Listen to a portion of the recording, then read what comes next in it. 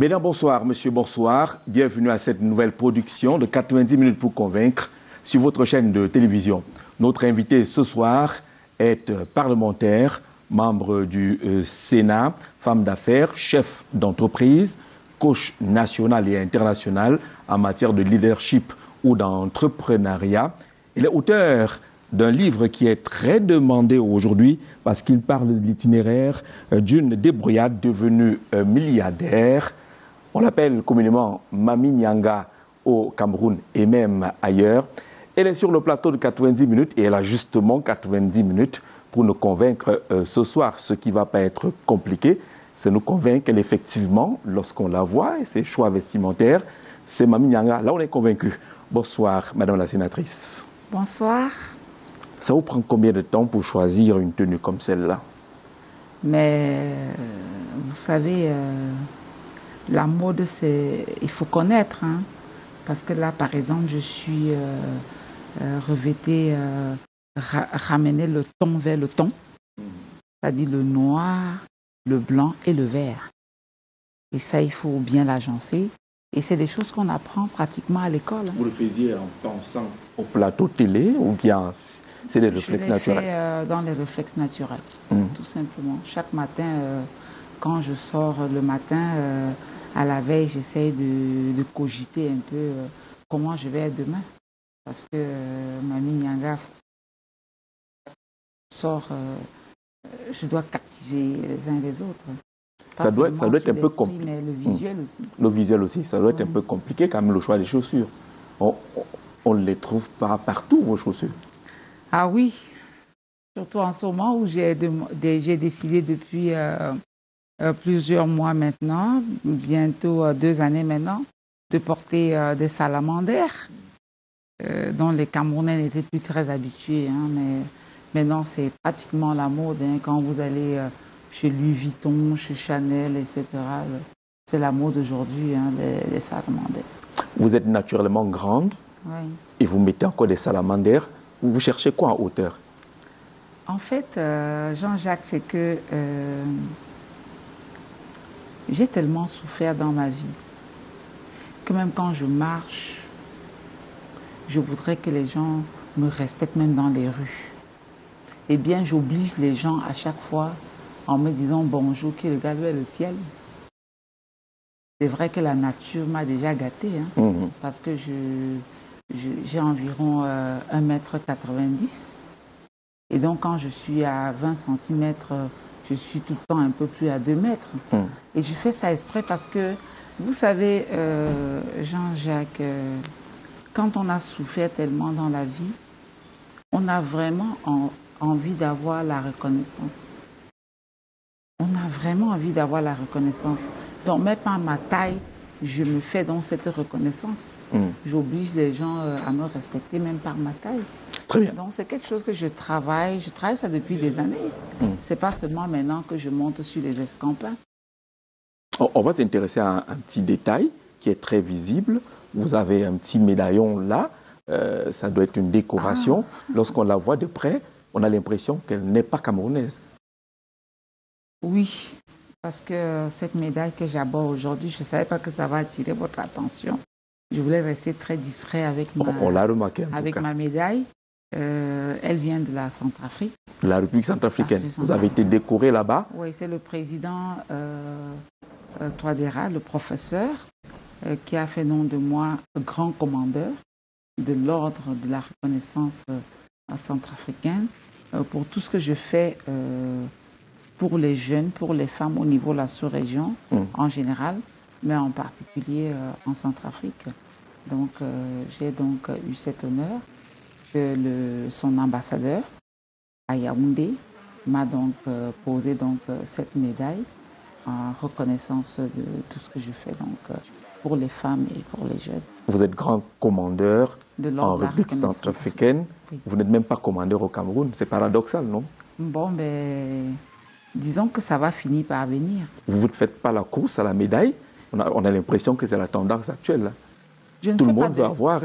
Je ne fais pas de course à la médaille, Jean-Jacques. Parce que ce que je vais vous dire, c'est que le Cameroun va se construire définitivement par la reconnaissance du mérite dans le travail. Je n'envie pas ceux qui portent des médailles au Cameroun. Parce que je vais vous raconter une petite histoire qui va vous faire rire.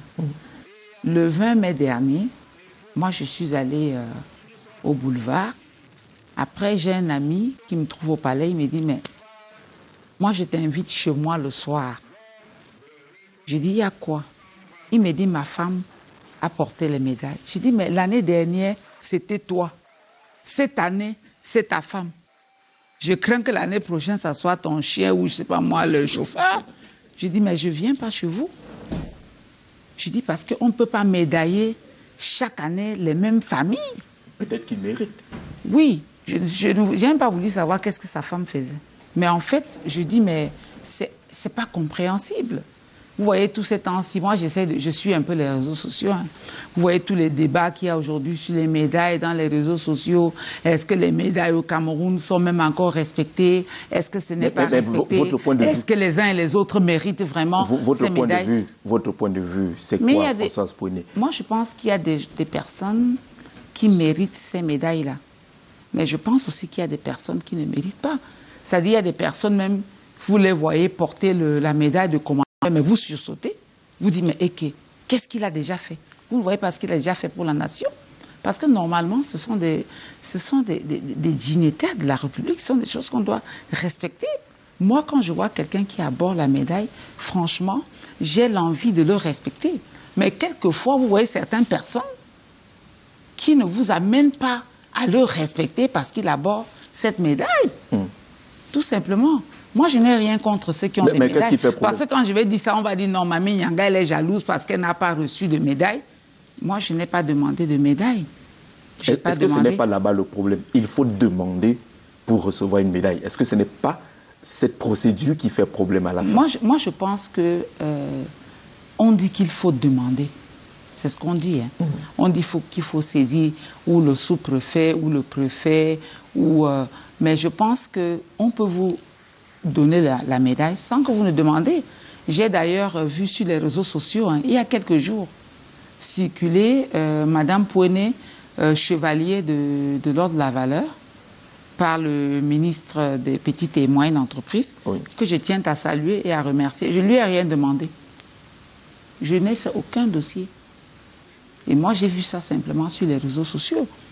Je dis, c'est comme ça, c'est-à-dire quand vous travaillez, le Cameroun, comme je l'ai dit, ça va se construire solidement par la reconnaissance de mérite. Parce que quand vous avez médiocre, plus médiocre égale médiocre. Fois médiocre, médiocre. Moins médiocre, médiocre. Donc, quand les gens seront prêts à mettre des valeurs en avant, je crois que ça va impacter les autres et on va suffisamment construire solidement notre pays. Le mérite est très important. Vous voyez ce temps arriver, le temps du mérite? C'est déjà là. C'est déjà là. Je crois que c'est d'ailleurs ça, le 5e décennie de chef de l'État. Peut-être on va y en arriver. C'est d'ailleurs pour ça que vous voyez, quand moi je suis devenu sénateur, moi j'ai placé mon mandat sur la dignité, la solidarité et la justice. Parce que les Camerounais ont plus que jamais besoin de cette solidarité, de cette dignité et de cette justice. Quand je parle de la justice, je ne parle pas de la justice du juge. Au tribunal, non. Je parle de la justice de la société, je parle de la justice dans le travail. Parce que vous avez plein de Camerounais aujourd'hui qui n'ont plus de plan de carrière, qui ne pensent plus qu'ils peuvent mériter dans leur travail, qui pensent qu'il faut forcément être ou dans le copinage, ou dans certains réseaux, ou dans le tribalisme, ou je ne sais pas moi trop quoi, pour promouvoir sa carrière. Non. Il faut qu'on revienne à la justice, pour qu'on instaure la méritocratie et la justice. Tout simplement, tout simplement que quand on dise par exemple que tel a reçu une médaille de chevalier ou d'officier ou de grand commandeur, que les uns et les autres ne se posent pas de questions. Je ne vous apprends rien, vous êtes forcément dans les réseaux sociaux. Vous voyez que ça a pris feu tous ces derniers jours par rapport aux différentes médailles que les uns et les autres ont reçues. Donc, tout ça, c'est très embêtant, mais je pense que nous qui sommes... nous sommes des biaïstes, nous sommes ceux-là qui avons cru très tôt au président Paul Biya. Nous croyons que tout ça, progressivement, va rentrer dans l'ordre. Pourtant, lorsqu'on regarde un peu votre fonctionnement, on a l'impression que voilà quelqu'un qui a envie d'être élevé, qui a envie d'être célébré. Vous êtes un peu partout. Si on prend le volet social, il y a eu une catastrophe à Bankolo, il y a de cela quelques mois. Rapidement, on vous a vu au chevet des blessés dans les hôpitaux. Vous vous êtes même engagé à payer les frais pour certains de ces blessés. C'est quoi? C'est le bon cœur? C'est la mère Noël permanente? Ou c'est le positionnement ou la récupération? Quel positionnement, M. Jean-Jacques? Quelle récupération? Un peu de récupération. Vous savez, la solidarité, c'est quelque chose qui est divin. Ça dit, vous pouvez avoir et ne pas avoir le courage de donner. Ce n'est pas forcément ceux qui ont qui donnent. Moi, j'aime partager. C'est ma raison de vivre. Parce que j'ai compris depuis longtemps que la grandeur, c'est le service. Si vous êtes grand et que vous ne pouvez pas servir, votre grandeur n'aura servi à rien du tout. Et à chaque fois, j'essaie de m'illustrer à des manguiers. Quand vous avez des manguiers qui produisent des gros fruits, est-ce que le manguier consomme des fruits? Mais il est grand, il produit pour les autres. Il y en a qui ont dit ça, et une fois qu'ils ont été nommés ou élus, ils ont oublié des belles phrases comme celle-là. Ben, moi, je n'ai pas attendu d'être nommé que de faire ce que je fais aujourd'hui. Ça fait plusieurs décennies que je suis sur le terrain. Je suis sur le terrain parce que c'est normal. Je suis une femme très vulnérable. J'ai fait un mariage très précoce, donc je connais les difficultés des femmes. J'ai fait le Bayam Salam. J'ai fait presque tout dans ma vie pour être là où je suis aujourd'hui. Donc je connais les difficultés des femmes. Et c'est pour cela que je me suis engagée depuis des décennies. Ce n'est pas aujourd'hui. Certaines personnes se disent, mais Mamie Yanga, elle en fait un peu de trop. Je dis, mais si chacun nettoie devant sa cour, le village peut finir par être propre. Moi, au jour d'aujourd'hui, j'ai capacité au Cameroun, plus de 50 000 jeunes et femmes sur l'ensemble du territoire national. C'est mon bilan.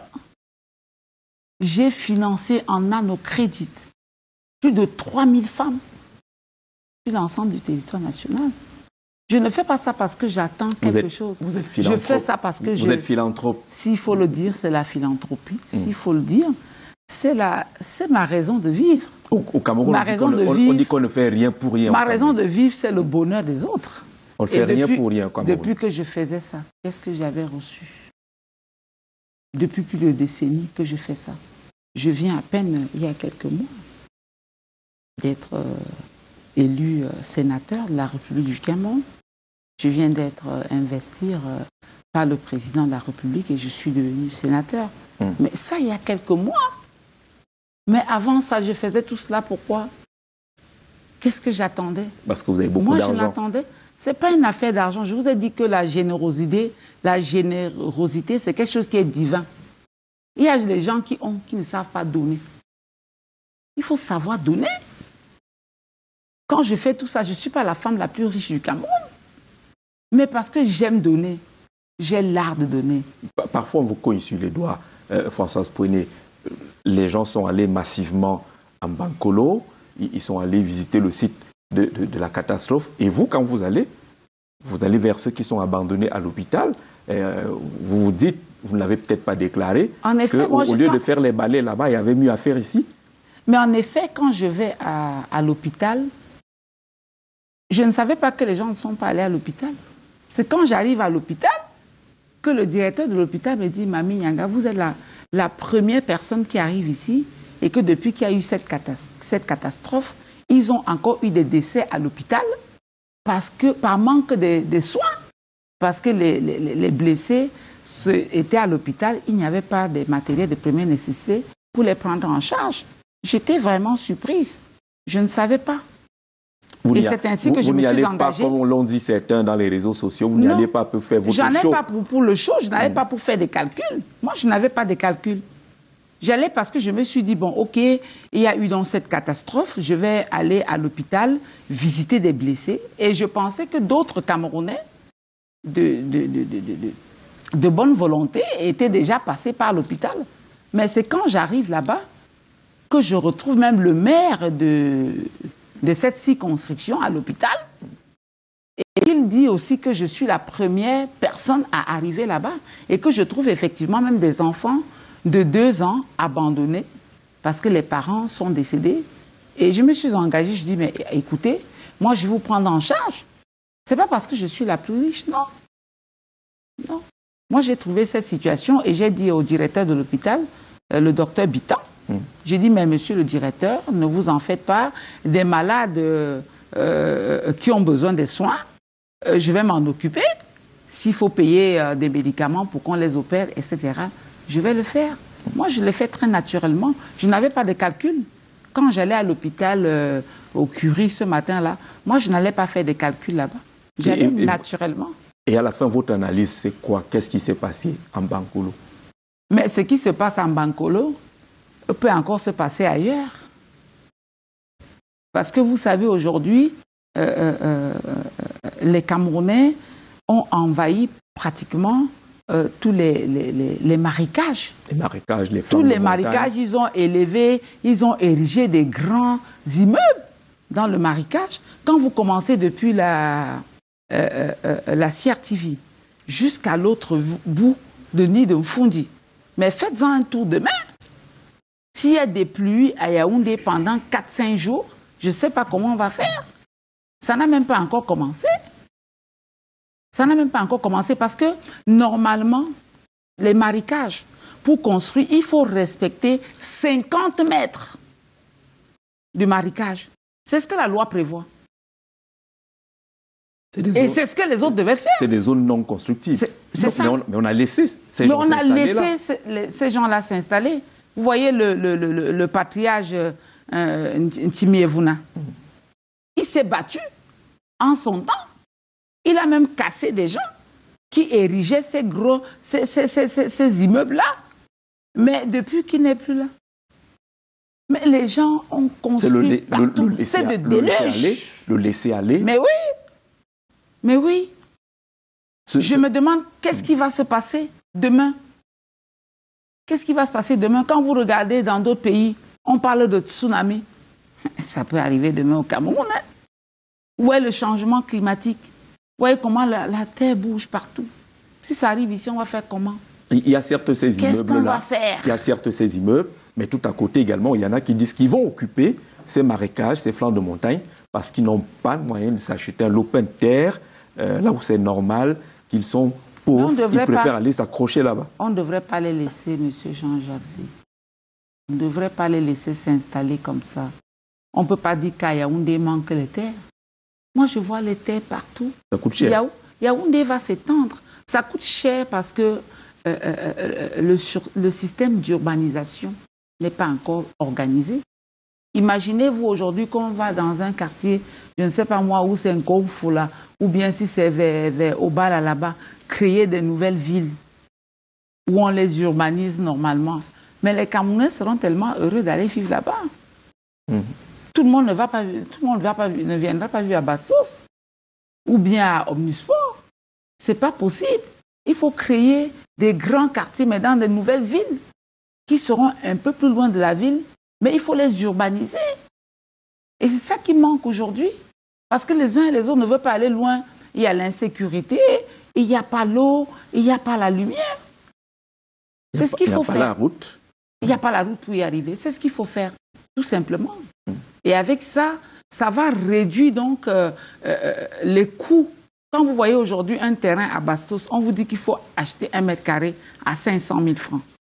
Mais c'est grave. C'est de la spéculation. Et ce n'est pas bon pour notre économie. C'est pas bon. Et si on allait aujourd'hui créer des quartiers, je ne sais pas moi, à Soie, où il y a plein de terrains là-bas, on les viabilise, on les organise, on les structure, il y a les ailes des jeux, il y a les écoles, il y a les infrastructures.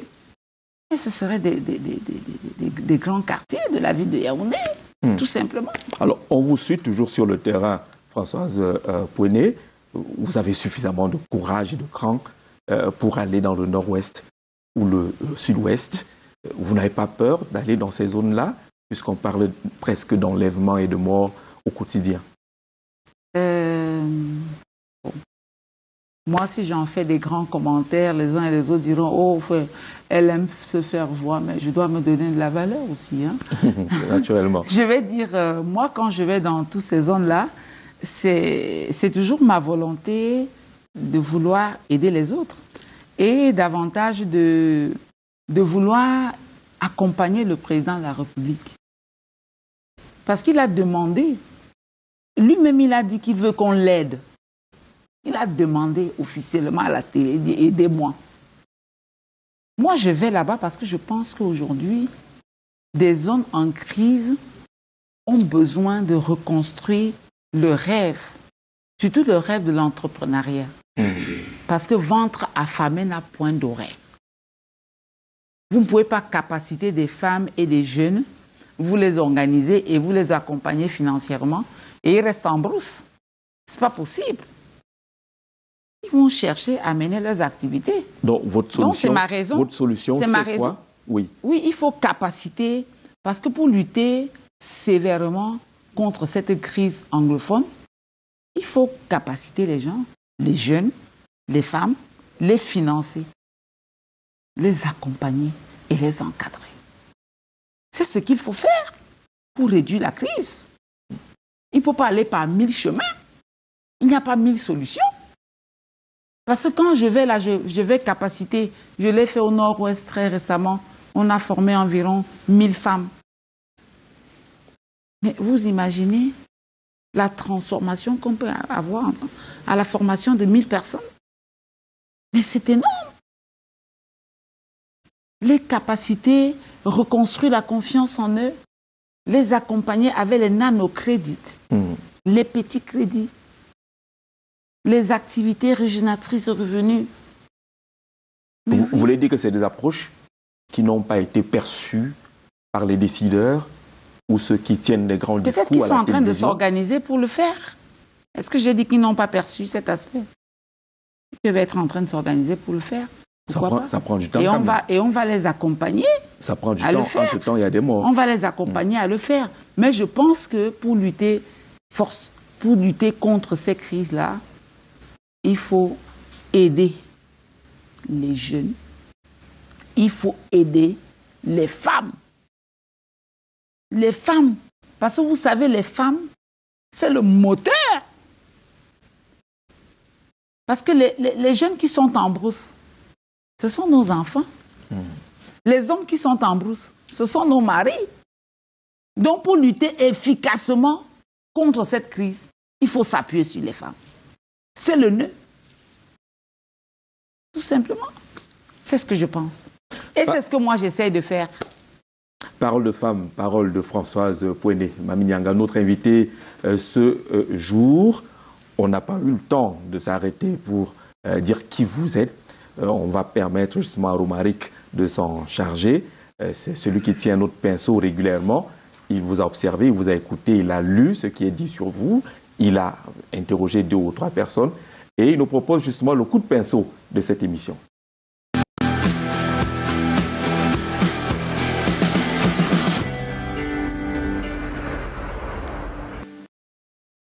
Romaric, bonsoir. Bonsoir Jean-Jacques. Je ne vais pas parier sur la qualité de votre voix. Je sais que la grippe est en train de passer par là, mais fidèle à votre devoir, vous êtes là pour nous parler de Mami Nyanga. Permettez-moi de lui dire bonsoir également. Et bonsoir à l'ensemble des téléspectateurs justement de Canal 2, ceux qui sont très fidèles à ce prestigieux programme Jean-Jacques. Le contenu de nos fiches vertes nous révèle ce soir que notre invitée est une politicienne et femme d'affaires camerounaise. Françoise Pouéné est elle est à la tête de plusieurs projets d'envergure, Son gros œuvre d'ailleurs, à savoir l'Hôtel Franco à Yaoundé, est l'une de sa plus grandes réalisations et même fierté. Partie de rien pour devenir héroïne aujourd'hui, Jean-Jacques Françoise Pouéné séduit la jeunesse par son travail. Elle attire, elle captive.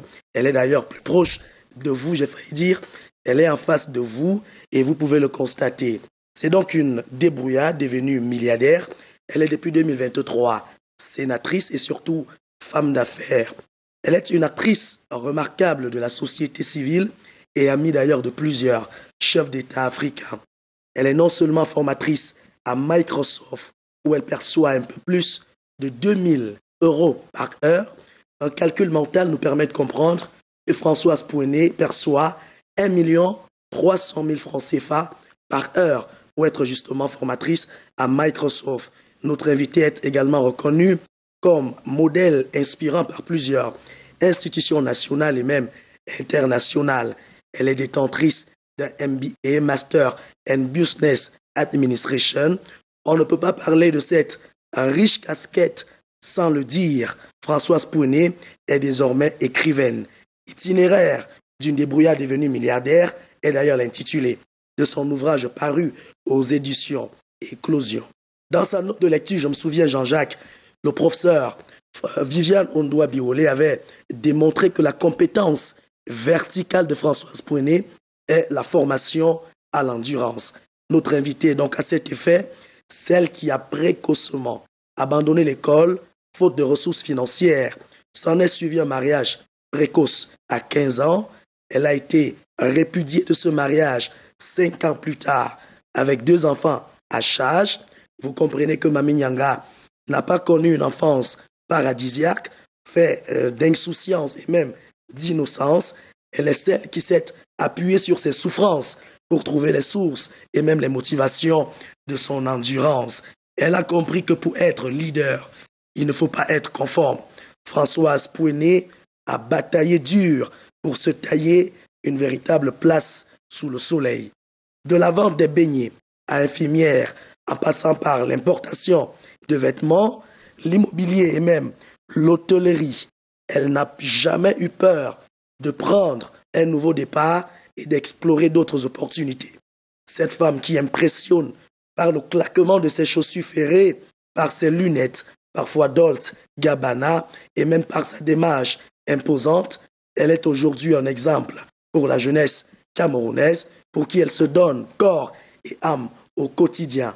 Elle a d'ailleurs été reconnue de ce fait par le professeur Faustin Archange Touadéra, le professeur centrafricain qui l'a hissé au sommet de grand commandeur de l'ordre en République centrafricaine. Cette quinquagénaire, elle est née à Bafan d'une famille polygamique. Elle est fille d'un catéchiste et conducteur à la mairie qui est devenu propriétaire de bar dès son bas âge. Elle a compris cette maxime d'Edith Luc que je vais citer. Les femmes ordinaires ne marquent pas l'histoire. Voilà ce qu'on peut retenir, en tout cas, Jean-Jacques, du contenu des fiches vertes. Notre invité de ce soir. Merci, Romaric. Les femmes ordinaires ne marquent pas l'histoire. Vous êtes une femme ordinaire, extraordinaire? Ordinaire. Ordinaire. Oui. Mais vous réussissez à marquer l'histoire. Oui. Aujourd'hui, vous écrivez cette histoire au Sénat. Vous êtes sénatrice. Qu'est-ce que vous pouvez bien faire au Sénat? On vous sait très active, très présente sur le terrain. Vous bousculez, vous forcez, vous formez. Pourtant, le Sénat est présenté comme une sorte de reposoir. C'est ce que vous ressentez depuis que vous êtes là-bas? Non. On se trompe. Non, Jean-Jacques, moi, je pense que les sénateurs travaillent beaucoup. Moi, j'avais aussi cette impression quand j'étais à l'extérieur. Mais maintenant, à l'intérieur, je me suis rendu compte que si vous êtes sénateur et que vous voulez travailler, mais il y a du travail, puisqu'il y a tous ces différents projets de loi. Si vous voulez vous imprégner, vous impliquer, soit pour apprendre, soit pour essayer d'apporter votre contribution. Mais vous aurez à faire. Même en intercession, les sénateurs ont du travail. Donc ce n'est pas seulement vous vous ennuyez pas. La chambre vous vous ennuyez pas, de récompense, comme disent les uns et les autres.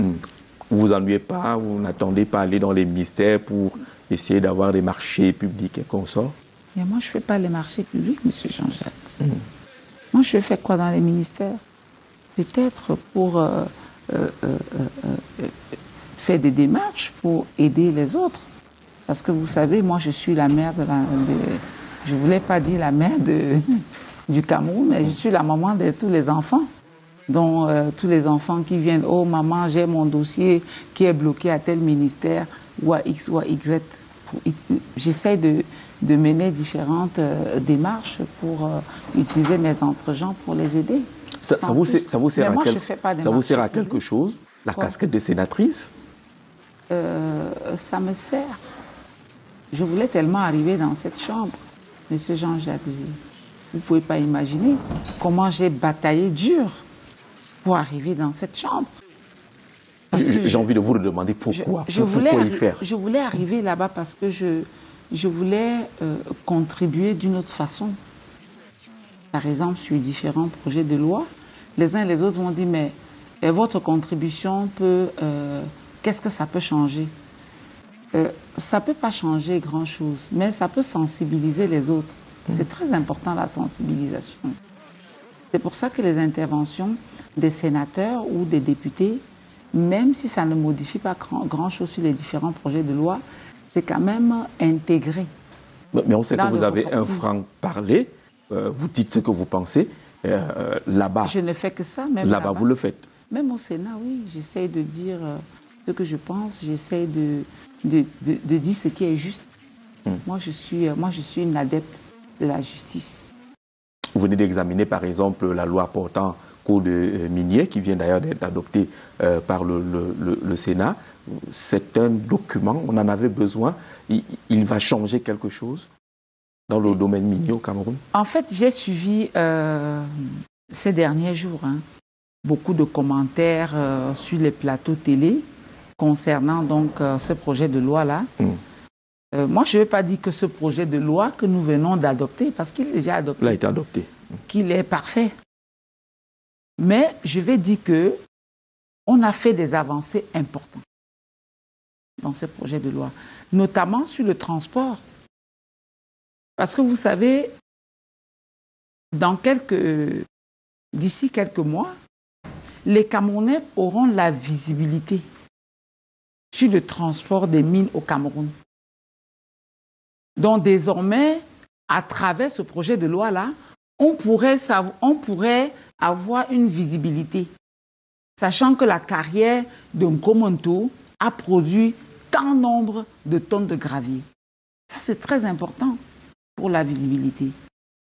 Et d'autres points que je vais noter en ce qui concerne ce projet de loi, qui a été largement discuté. Ne pensez pas que les gens ne se préoccupent pas des problèmes des Camerounais. C'est faux. Moi, je vais par exemple parler sur le plan artisanal. Ce code-là va maintenant parler de semi-artisanal. Parce qu'aujourd'hui, vous êtes d'ailleurs de l'Est, si je me souviens bien, M. Jean-Jacques Zé. Vous savez bien que depuis des décennies, des artisans font de la mine, mais sans faire de la mine, parce qu'ils ne sont pas des miniers. Ils n'ont pas été formés. Et dans ce code-là, effectivement aussi, on parle de la formation. Des jeunes qui vont être formés sur l'exploitation minière. Ça, c'est très important.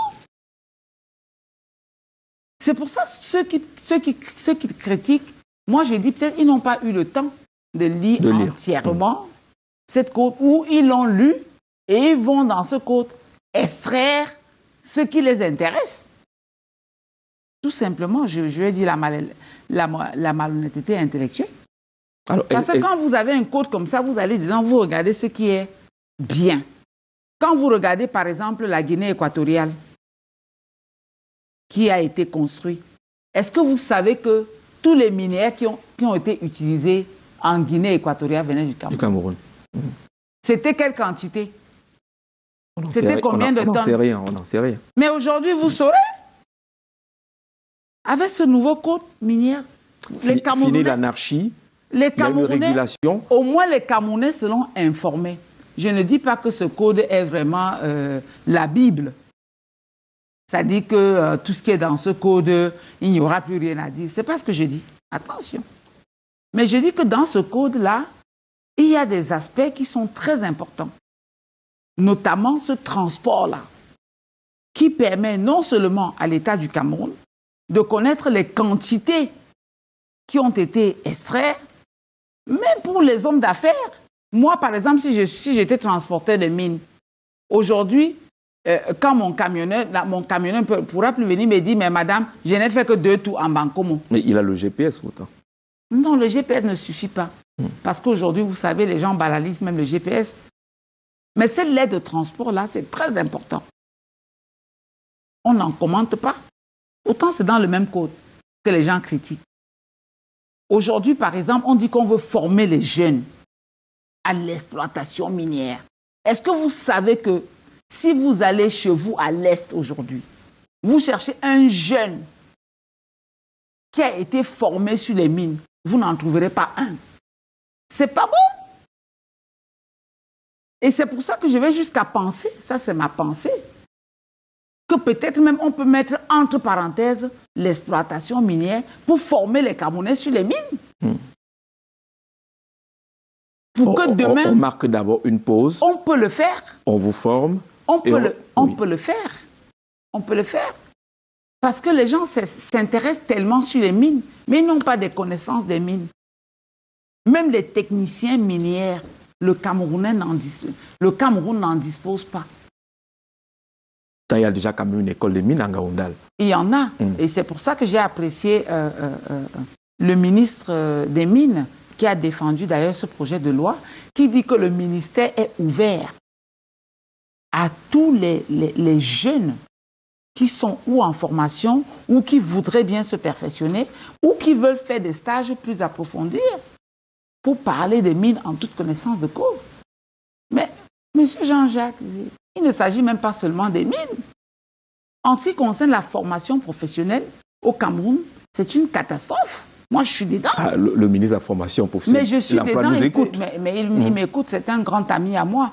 Vous savez, monsieur Issa Chiroma Bakari, vous savez, quand les amitiés sont vraies, on ne le cache pas. On est très proches.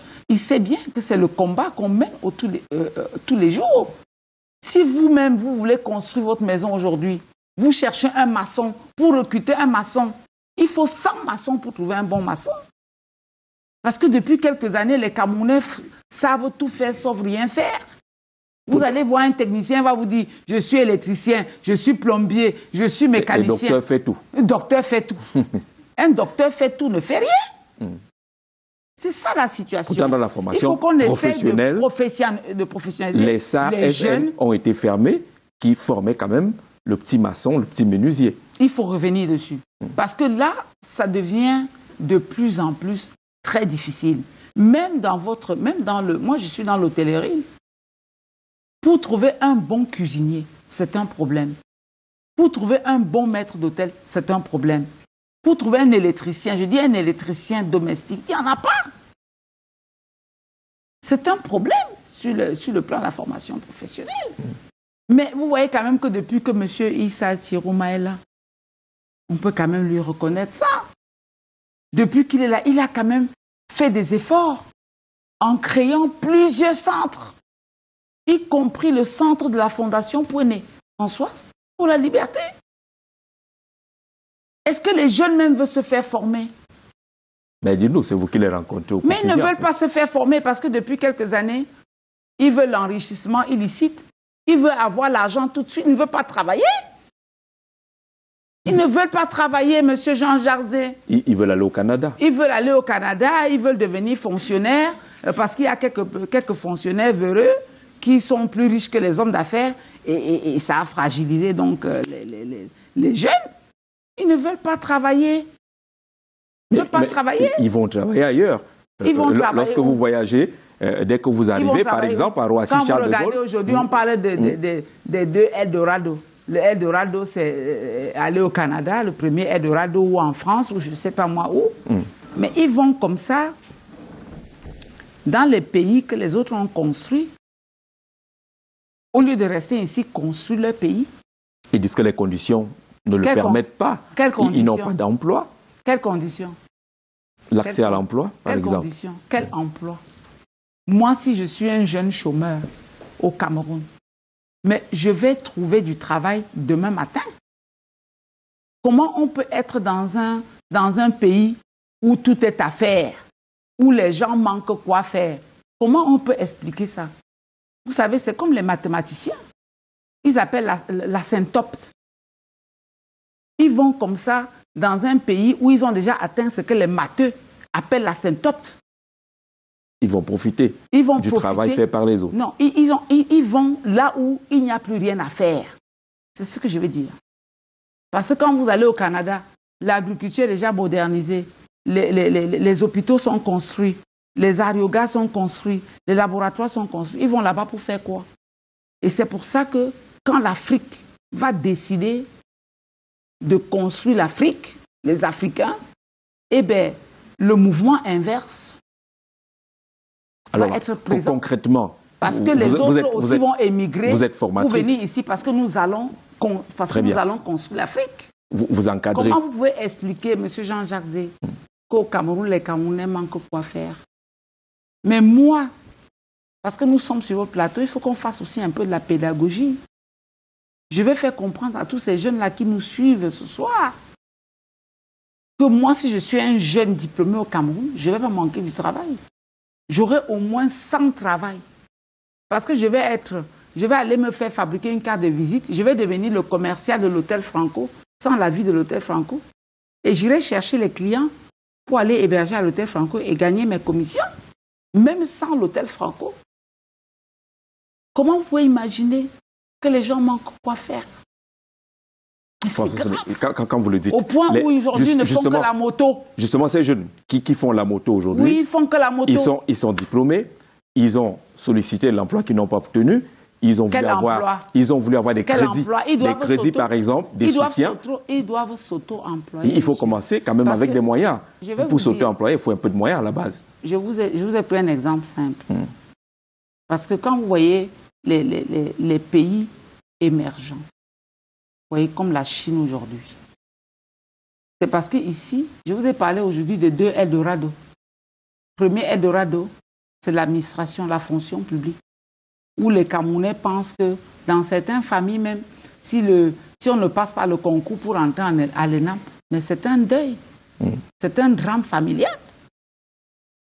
Parce que depuis quelques années, certains fonctionnaires véreux, on pense que c'est eux qui vont construire le Cameroun. C'est ça qui fragilise les autres.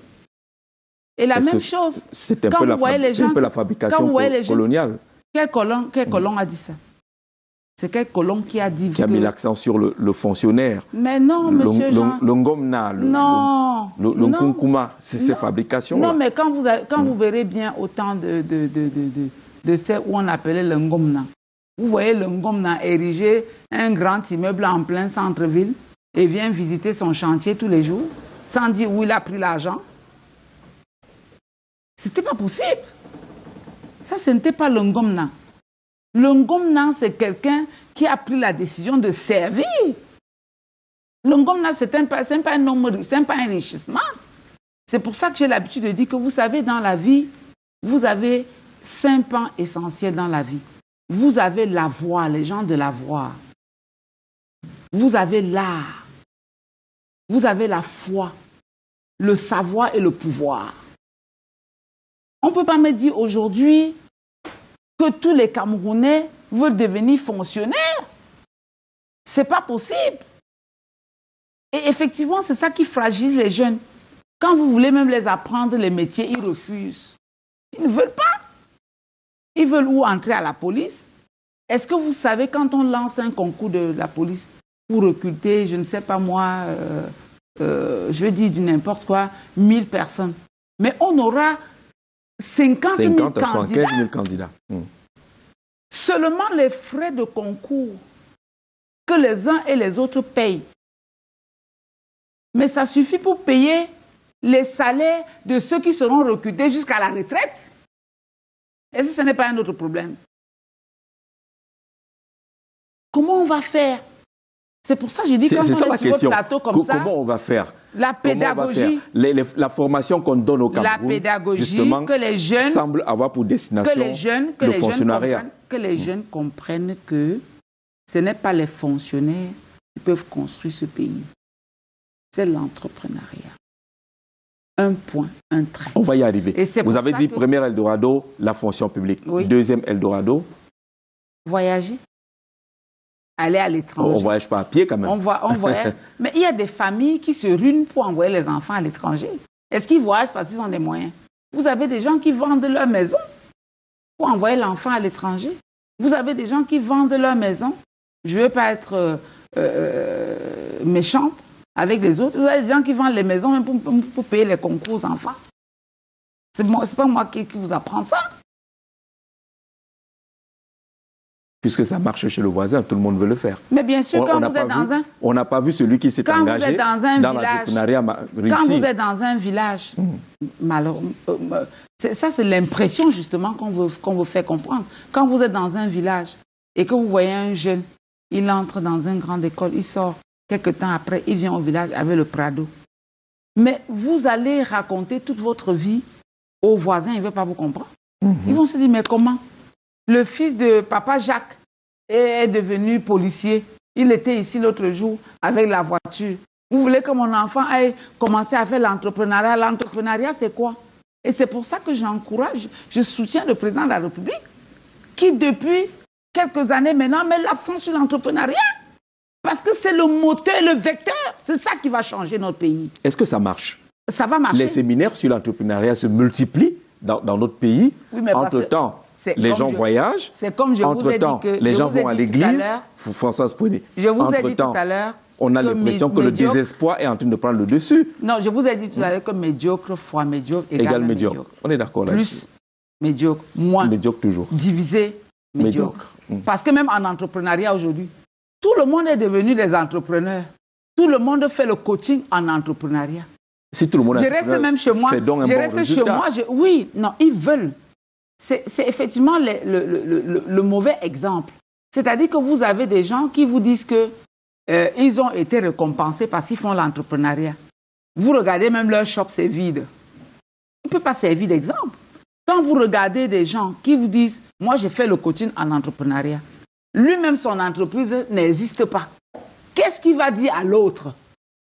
C'est pour ça que je dis donc la médiocrité. C'est-à-dire que quand vous avez ce genre de médiocres que vous avez en face, vous les multipliez, rien ne change.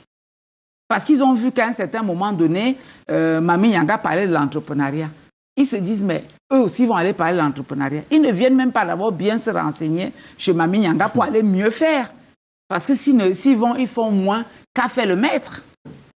Ils peuvent lire sur Google. Donc, et puis, vous avez parlé tout à l'heure de l'Église. Justement parce qu'on a l'impression que le désespoir prend le dessus. Regardez le monde que les pasteurs des églises intelligentes, entre guillemets, drainent aujourd'hui. Moi, je suis les gens prient pour trouver du travail. Ils prient pour trouver du travail. Ils prient pour avoir un concours. Je suis une chrétienne convaincue de l'Église catholique. Moi, je suis une chrétienne. Je prie beaucoup. Mais ces derniers temps, comme vous êtes en train de dire, j'ai vu même à Douala très récemment un pasteur qui a drainé des milliers de monde. Monsieur Jean-Jacques, c'est l'instinct de survie. C'est comme quand vous êtes dans votre voiture. On a atteint ce niveau-là. Quand vous êtes dans la voiture, il y a une mouche qui est dedans. Dès que les vitres sont montées, il cherche à sortir. On appelle ça l'instinct de survie. C'est que les gens cherchent des différentes solutions. Ils cherchent comment faire pour s'en sortir. C'est ça l'instinct de survie. Ça veut dire que les politiques ont échoué. Non. Si les gens vont chercher à ce niveau-là, allez-y. Vous êtes toujours en train de chercher là où il y a l'échec, là où il y a des problèmes. Moi, je cherche là où il y a des solutions. Mais vous savez quand même là où il y a l'échec. Je dis ceux-là qui vont, par exemple, en milliers. Ils vont pour deux choses, pour ma part. Ils sont, premièrement, l'instinct de survie. Deuxièmement, ceux-là qui vont en milliers pour rencontrer le pasteur. Mais vous avez même des gentlemen, des grands élites de la République du Cameroun, que si son marabout ne lui dit pas qu'entre dans ton bureau à 8 heures, il n'entre pas. Il y en a qui ont les yeux fermés. Non, mais Ou sur un seul pied. Je suis en train de vous dire, c'est ça la réalité.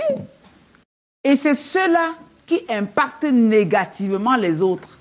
Parce que quand vous avez votre chauffeur qui connaît les habitudes du patron, il sait que si le patron va chez tel, si le pasteur du coin ou si son marabout ne vient pas, il ne part pas. Mais il communique dessus. Donc quand les uns et les autres apprennent donc qu'il y a un pasteur qui va faire les miracles, qui arrive à Douala. Mais les gens vont même partir de Moulounou pour venir retrouver le miracle. Puisque c'est ce qu'on les fait. Mais parce qu'on a l'impression que réussir finalement au Cameroun relève du miracle. Du miracle? Ce n'est pas vrai. Réussir au Cameroun relève simplement du travail. Moi, je suis l'exemple vivant.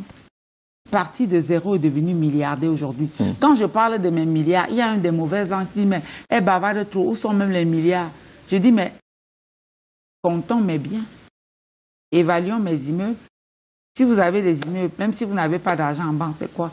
Ce ne sont pas des immeubles, ce ne sont pas des milliards investis. Tous ceux qui ont réussi donnent l'impression que c'est facile. Il y en a qui ont vendu les arachides, il y en a qui ont vendu la banane.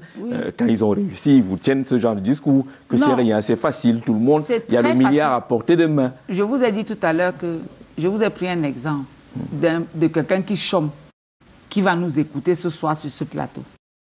Pour devenir riche, il n'a même pas besoin de venir vous voir ou de me voir. Il fait comment? Il va seulement, il fait sa carte de visite. Il dit, moi je suis commercial chez Dove. Je suis commercial à l'hôtel Franco. Je suis commercial chez Camille Toyota. Vous n'allez pas l'emprisonner? Il distribue. Qui va l'emprisonner? Monsieur, vous êtes un commercial, vous vendez pour les autres. Ouais, pour le compte des autres. Moi, si je reste à l'hôtel Franco, un jeune vient avec un contrat, je vais lui payer même ses commissions. Parce qu'il serait tellement content qu'il ait amené ses contrats, puisque les commerciaux, même que j'ai, sont incapables.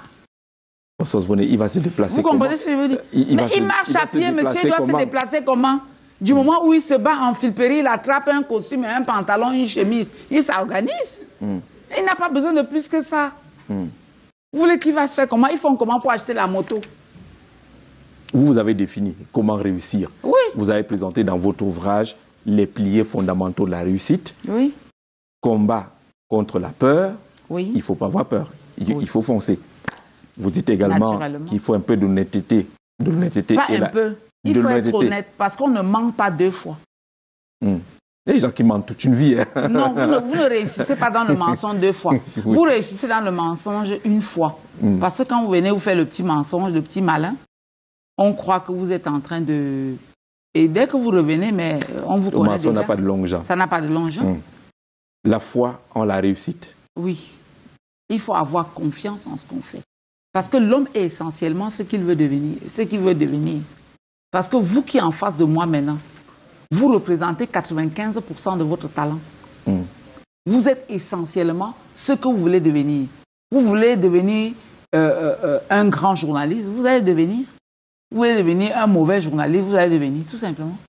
Mais dans tout ce que vous dites, à 95%. Combat contre la peur, l'honnêteté, la royauté, la foi en la réussite. Jusque-là, il n'y a pas l'argent. Il faut quand même qu'on vous finance pour commencer quelque chose. Et ce qui manque le plus au Cameroun. Je vous ai dit que tout ce qu'on a créé. Je vous ai dit que vous, qui êtes là maintenant, vous êtes 95% de votre talent. Moi, j'ai la foi. Donc, non. Mais là... Attendez, monsieur Jean-Jacques. On parle maintenant de... Puisque vous dites que... je vous dis que vous êtes essentiellement ce que vous voulez devenir. Donc, quand vous représentez 95% de votre talent, ce n'est que 5% qui représente le financement. Parce qu'on peut même vous donner 1 milliard et vous devenez zéro. C'est possible, oui. Mais pour la plupart même du temps, c'est ça. Mais il faut d'abord donner. C'est pour ça que vous, qui êtes là, vous êtes plus que le capital. Vous êtes plus que l'argent. C'est vous qui devez faire l'argent. C'est vous l'argent. Ce n'est pas quelqu'un d'autre. C'est bon à entendre. C'est nous l'argent. C'est vous l'argent. Alors, qu'est-ce que les internautes vont dire? C'est vous l'argent. C'est vous. 95%. Je suis en train de parler de vous maintenant. Vous êtes un journaliste. Il y a beaucoup de journalistes au Cameroun. Absolument. Mais il y a combien de journalistes qui ont marqué les Camerounais de votre trempe de M. Jean Jersey? Il y en a combien? Parce qu'ils ne croient même pas en leur métier. Parce qu'ils ne croient pas en ce qu'ils sont en train de faire. C'est ça la foi dans ce qu'on fait. Crois en sa réussite. Crois en ce qu'on est en train de faire. Avoir confiance en toi. Et savoir que vous valez plus que les autres. De ça fait que vous valez plus que les autres ne croient. Très bien, on va s'arrêter quelques secondes ou quelques minutes, le temps d'aller voir ce que disent les internautes depuis qu'ils écoutent, depuis le début de cette émission. Ils ont certainement noté 2 ou 3 choses. Ils ont peut-être aussi quelques questions à vous poser. C'est Adrien Dikwes à Yakan qui suit de près le débat à travers ce que les internautes regardent, ce qu'ils écoutent et ce qu'ils disent. L'honnête s'exprime maintenant.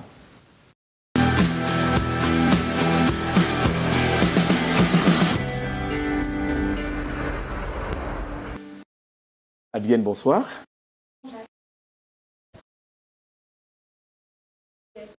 Madame la sénatrice, chef d'entreprise et désormais écrivaine, vous passez comme de nombreuses personnalités avant vous, au crible des commentaires et appréciations des milliers de téléspectateurs connectés sur leurs petits écrans en ce moment à qui je dis bonsoir. Eh bien, je porte leur voix, la voix de ces internautes qui émettent des commentaires à votre endroit. Je commence ma livraison de réaction par ce message de Joseph qui écrit « Bonsoir Madame la sénatrice, j'aime beaucoup votre style vestimentaire. Il vous rend très charismatique. » Une autre réaction élogieuse, c'est celle de Wistri de Mpolengue qui nous écrit depuis la ville de Bertois. Je cite « Bonsoir à vous en studio, particulièrement à Mami Nyanga, cette femme au grand cœur. Nous souhaitons vivement qu'elle ne change pas. » Des éloges, vous en recevez à profusion ce soir, Françoise Pouené. Hermine Désirée depuis Nkogmondo à Douala vous voit comme un mentor. Je relais son commentaire tel que reçu. J'apprécie beaucoup cette grande dame. Mami Nyanga mérite les honneurs pour ce qu'elle fait dans la vie des Camerounais. Courage à vous. En dehors des commentaires, il y a également des questions qui vous sont adressées, Madame la sénatrice. Prenons d'entrée de jeu cette interrogation de Mohamed Ibrahim, directeur de la radio communautaire de Dian. Il aimerait savoir comment vous faites pour concilier politique et affaires. Quel est votre secret? Yannick Nyangono voudrait savoir si votre générosité légendaire, puisque vous le brandissez, vous a déjà conduit dans le département du Dia et Lobo. Avez-vous déjà fait des dons dans ce département? Un internaute n'ayant pas signé son message vous demande quelles sont vos ambitions futures, vos projets nouveaux dans le secteur de l'entrepreneuriat. Et pour terminer, Ernest, depuis le quartier Ekounou, aimerait savoir quel est votre avis sur l'agriculture pour les jeunes et surtout quelle activité agricole serait meilleure pour notre économie. Voilà pour ce qui est du premier tour du net. Gigi, notre invité peut d'ores et déjà revêtir sa casquette de coach pour répondre aux sollicitations de nos internautes. Merci beaucoup. Je n'ai pas noté les questions. Je vais commencer par la dernière question. Oui. En ce qui concerne les jeunes sur l'agriculture. J'ai reçu cette médaille de la Centrafrique parce que j'ai créé un concept qui a marché en Centrafrique et que je voulais effectivement l'implémenter ici. Ça n'a pas très bien fonctionné à cause de coronavirus parce que les premières vagues ont complètement échoué. C'était un diplômé, un champ. Je l'ai lancé dans le Nou. J'ai financé 100 jeunes sur l'agriculture, la production des tomates. Mais finalement, avec l'arrivée de coronavirus, ces tomates-là, les jeunes les ont complètement perdues et ça les a découragés. C'est pour ça que vous avez dû constater, pendant coronavirus, les cageots de tomates coûtaient environ 300 francs, 400 francs. Donc, ils ont perdu donc toutes ces productions. Mais par contre, en Centrafrique, et au Libéria, au pays de M. Georges Weah, où j'ai été donc pour implémenter un diplômé, un champ, et où ça a bien fonctionné. Ici, avec coronavirus, malheureusement, ça n'a pas très bien fonctionné. Très bien. Comment faites-vous concilier politique et affaires? Justement, parce que ça, c'est une très bonne question. Parce que vous savez, mes entreprises... aujourd'hui, sont pratiquement mis sur orbite. C'est-à-dire, c'est pilotage automatique. Parce que j'ai des managers, ce sont des entreprises bien structurées. Que je sois là ou pas, ça fonctionne normalement parce qu'il y a un directeur général, je ne suis plus au niveau de l'artisanat. Donc c'est vraiment... C'est plus la bricole. Non. C'est professionnel. C'est professionnel, c'est l'industrialisation dans l'hôtellerie. Donc forcément, ça ne nécessite pas ma présence au quotidien. Donc ça devient plus facile Oui. de concilier politique et affaires. Tout à fait. Et surtout ma vie sociale. Justement, côté social, le Dja Ilobo demande si vous avez déjà quand même été là-bas. Vous comprenez le choix de ce département? Je crois qu'il n'est pas de ce département parce que j'ai organisé l'année dernière la formation sur la production des savons, sur l'entrepreneuriat, le savon, le leadership, pendant 7 jours à Ebolo. Donc je crois que ce monsieur n'est pas de Dja Ilobo. Dans tous les cas, on comprend que c'est dans le sud. Je crois qu'il ne doit pas être de Dja Ilobo. Très bien. Parce que sinon, il serait bien informé. J'ai non seulement formé des jeunes là-bas, mais j'ai également, parce que les gens pensent toujours que ceux qui sont du Sud sont tellement privilégiés. Ce n'est pas vrai que les jeunes qui sont du Sud sont les plus privilégiés. Ce n'est pas vrai. J'ai également fait les pieds et les mains pour décrocher les financements pour les jeunes de la région du Sud. Je l'ai fait. Ils m'écoutent, ces jeunes-là. Ils peuvent intervenir. Je l'ai fait. Moi, je ne suis pas du Sud. Ce n'est pas des actions comme le font certains hommes politiques pour que moi, ça, je ne veux pas me faire marque dans le Sud, pour que ça marque le chef de l'État. Pour que ça marque le chef de l'État. Il a pensé au village. Je l'ai fait dans le Sud. Je suis allée m'installer pendant 7 jours. La cérémonie a d'ailleurs été clôturée par le gouverneur de la région du Sud, avec le président de la région du Sud qui s'était fait représenter. Même le représentant résident du système des Nations Unies est venu à la clôture de cette activité dans le Sud pour m'accompagner. Parce que les gens pensent toujours que les jeunes du Sud ne sont pas des hommes d'affaires, que les jeunes du Sud n'ont pas la capacité de faire les affaires. Ce n'est pas vrai. Ce n'est pas vrai. J'ai mené les activités sur toute l'étendue du territoire national, mais je n'ai pas encore vu l'engouement sur l'entrepreneuriat comme ce que j'ai vu au Sud. Très bien. Parlons de la femme politique. Vous êtes sénatrice à la Chambre haute du Parlement camerounais. Vous êtes 33 femmes sur 100. Ça fait beaucoup quand même, non? C'est pas beaucoup. Moi, je pense que c'est assez raisonnable, c'est assez progressif. Et je pense que ça va progresser, surtout que le chef de l'État veut avoir plus d'ouverture en ce qui concerne les femmes, en ce qui concerne l'inclusion, les jeunes, les personnes, les couches vulnérables. Et vous aurez souhaité être plus nombreuses quand même. Oui, on le souhaite et on va l'être. On va être plus nombreuses. Les femmes, en ce qui nous concerne, il nous reste beaucoup à faire au Cameroun. Il y a quand même une politique d'approche genre qui est mise sur pied. Le nombre de sénatrices a augmenté. Mais aujourd'hui, est-ce que la femme peut dire à monsieur le chef de l'État, par exemple, que c'est bon, vous avez déjà beaucoup fait? Non, nous allons, moi, en ce qui me concerne personnellement, vous savez, j'ai la capacité de dire tout haut, ce que les autres disent tout bas. Je pense qu'il reste encore beaucoup à faire parce que nous sommes en pleine décentralisation et on a 10 présidents de région. Il n'y a pas une seule femme présidente de région. On a, ici, on est au siège des institutions à Yaoundé. On a 7 mairies. On n'a pas une seule femme maire. On a 14 maires de ville. On n'a pas une seule femme maire de ville. C'est quand même des faits marquants. On a des gouverneurs de région. On n'a pas une seule femme gouverneur de région. On a des généraux. On peut en citer. On peut en citer. Mais je crois que... Ça veut dire que le pas est quand même lent. Vers l'approche genre souhaité, le pas est quand même lent. C'est pour ça que je vous ai parlé de l'ouverture. Parce que là, maintenant, nous sommes dans la 5e décennie du chef de l'État. Et je crois que cette 5e décennie va plus vers l'ouverture. Et quand on va parler de l'ouverture, bien sûr, on va parler des femmes, on va parler de l'inclusion, on va parler des handicapés, parce qu'il n'y a pas que les femmes. Vous avez par exemple au Cameroun, il n'y a pas des handicapés qui occupent des places de choix. Pourtant, ailleurs, quand vous regardez dans des grands pays comme l'Amérique, le président qui a marqué l'Amérique, c'est qui? C'était Roosevelt. Au point où les Américains ont demandé de refaire la Constitution pour qu'il se représente. C'était un handicapé, il était dans la chaise roulante.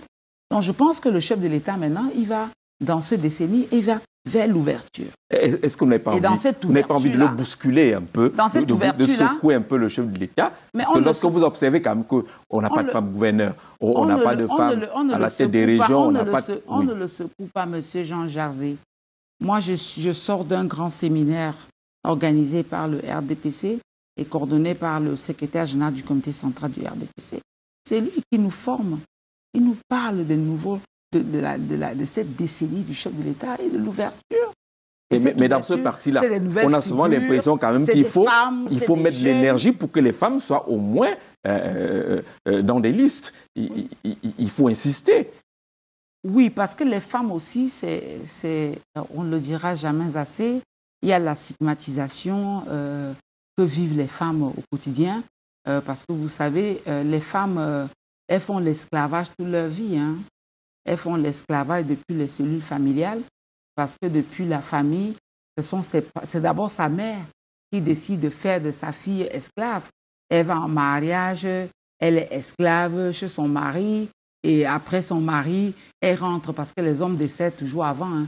Ce n'est pas moi qui vais vous apprendre ça. Les hommes, à 99%, ils décèdent avant. Donc, elle rentre donc dans l'esclavage le plus long et le plus dur.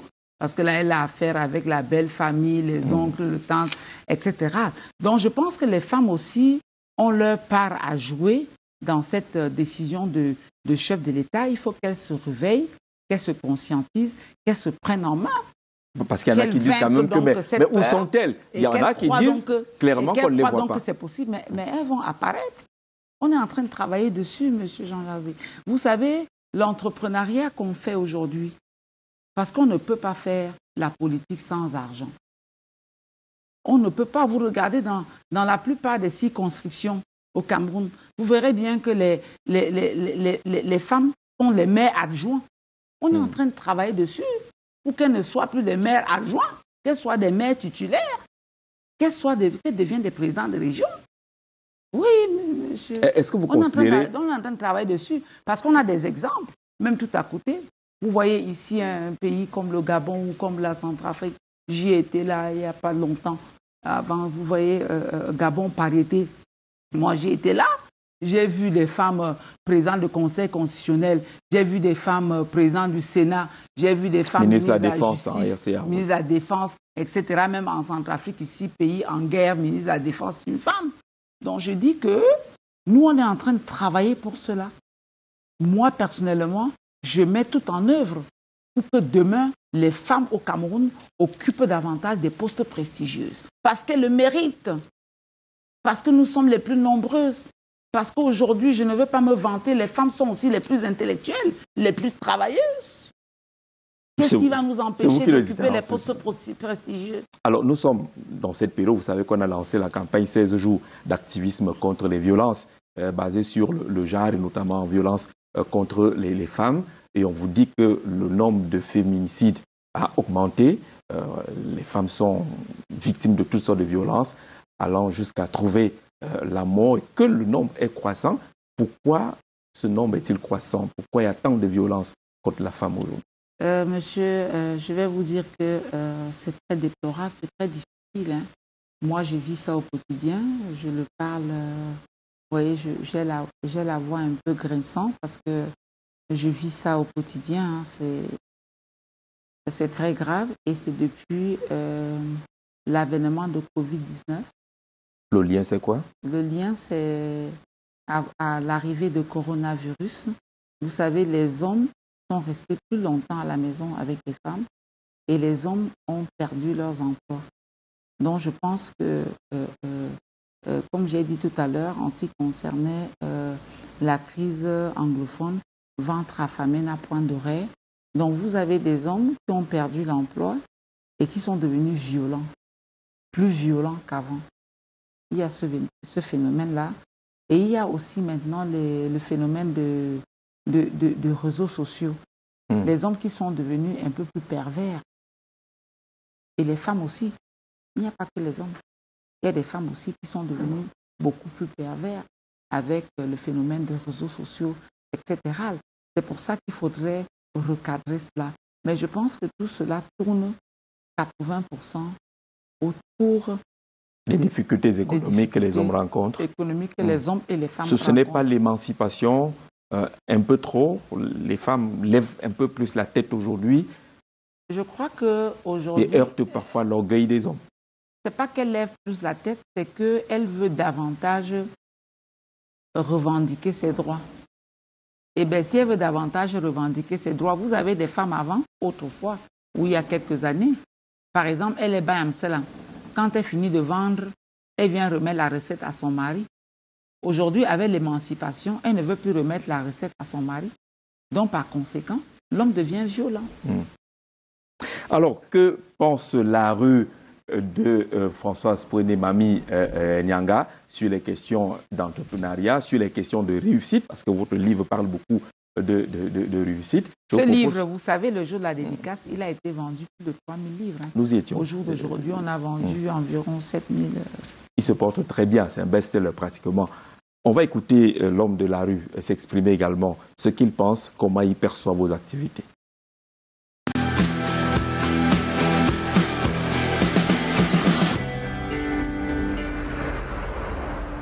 Oui, c'est possible pour un jeune de réussir au Cameroun et je pense que nous avons des modèles.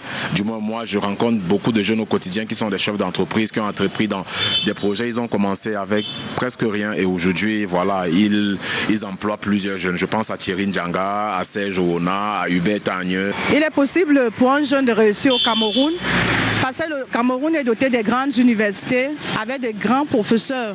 Oui, c'est possible pour un jeune de réussir.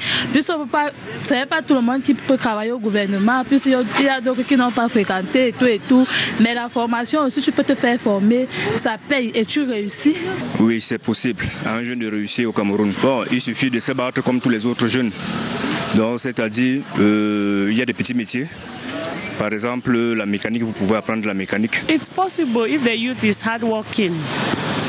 Because there is unemployment, and then for the reason that there is unemployment, any youth that is lazy will not make it. Like, if you are youth, you need to look for create your jobs by yourself. Because if you are waiting for the government, it's seemingly impossible. Il y a certaines personnes, il y a certains jeunes qui pensent que l'Eldorado se trouve de l'autre côté. Mais je dis toujours, si au Cameroun, à l'heure actuelle, tu n'arrives pas à te battre en tant que jeune pour apporter quelque chose à la maison, ce n'est pas en étant à l'extérieur que tu vas le faire. Les jeunes se battent à la loterie américaine et canadienne. Je pense que c'est la vie facile. Parce que quand on a déjà un désespoir en ce qui concerne le travail, et on est obligé parfois de se lancer au jeu de hasard. Chacun sa chance. Hein. Moi, je ne crois pas trop à ça. Parce que l'argent que vous allez dépenser pour aller au Canada, moi, je me dis avec cet argent, vous pouvez tuer investir ici et s'en sortir. They prefer there because even what you can, like someone, I'm talking a case like mine.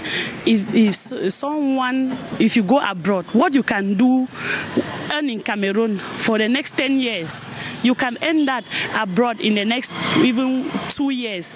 Then you come back home, you invest. Here you're just wasting time, just turning. The currency has no value.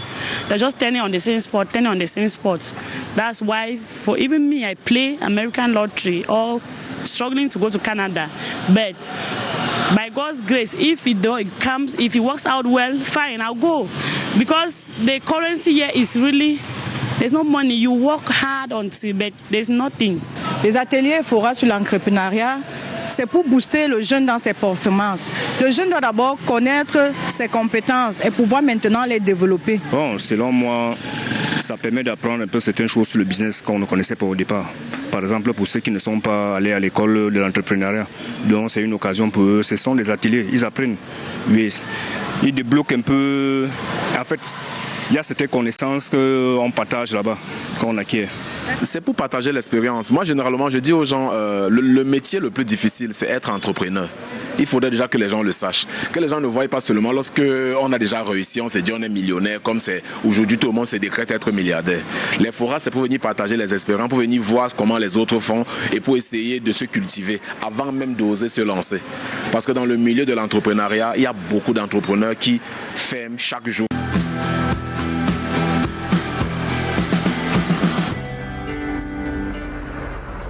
Vous avez un livre, hein, itinéraire d'une débrouillade devenue milliardaire, et ces Camerounais qu'on a écoutés disent qu'il est possible de réussir dans notre pays. D'ailleurs, les jeunes semblent avoir la conviction, mais la question est toujours là. Comment? Quel chemin emprunter? Mais le travail, M. Jean Jardin, eux-mêmes, ils ont dit, le travail. De quel travail s'agit-il? Mais tout type de travail, je vous ai énuméré quelques types de travail.